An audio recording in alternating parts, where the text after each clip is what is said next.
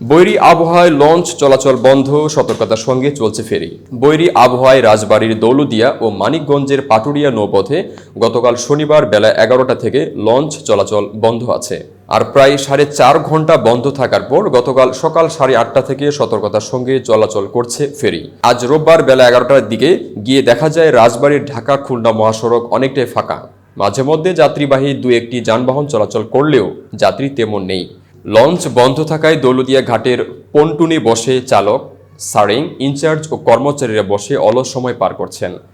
পন্টুনে বাঁধা 4 থেকে 5টি লঞ্চ, এর বাইরে পদ্মা নদীর পার ঘেঁষে রাখা হয়েছে আরও কয়েকটি লঞ্চ। পন্টুনে বসে থাকা এমভি আমানত লঞ্চের মাস্টার নাসির উদ্দিন বলেন, আবহাওয়া খারাপ থাকায় সরকারের নির্দেশনা মেনে গতকাল বেলা 11টার পর থেকে লঞ্চ চলাচল বন্ধ আছে। ঘাটে লঞ্চ রেখে বৈরী আবহাওয়ায় কোথাও যেতে পারছেন না, তাই পন্টুনে বসে সময় পার করছেন। কোনো যাত্রী এলে নদী পাড়ি দিতে ফেরিতে ওঠার পরামর্শ দিচ্ছেন। আরেকটি লঞ্চে সারিং জানান, বৃষ্টির সঙ্গে বাতাস বেশি থাকলে লঞ্চগুলো পন্টুনের সঙ্গে বারবার আঘাত লাগে, যে কারণে অনেক লঞ্চ পাশে পদ্মা নদীর পার ঘেঁষে বেঁধে রেখেছেন।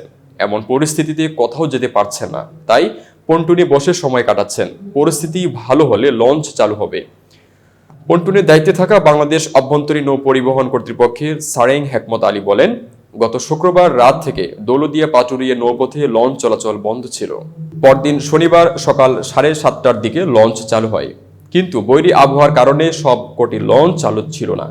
পরে সকাল 10টার দিকে পাটুরিয়া থেকে লঞ্চ নদী পাড়ি দিয়ে দৌলতদিয়ায় আসেন। এর কিছুক্ষণ পর থেকেই এই রুটে সব লঞ্চ বন্ধ রাখা হয়। ফেরি চলেও মাঝে মধ্যে বৃষ্টির সঙ্গে ঝোড়ো বাতাসে নৌকার মতো দুলতে থাকে। বৃষ্টির মধ্যে ভিজে অনেক যাত্রীকে ফেরিতে নদী পাড়ি দিতে দেখা যায়। রাজবাড়ী পাচুরিয়া থেকে আসা ব্যবসায়ী জহিরুল ইসলাম বলেন, জরুরি কাজে তিনি মানিকগঞ্জ যাচ্ছেন।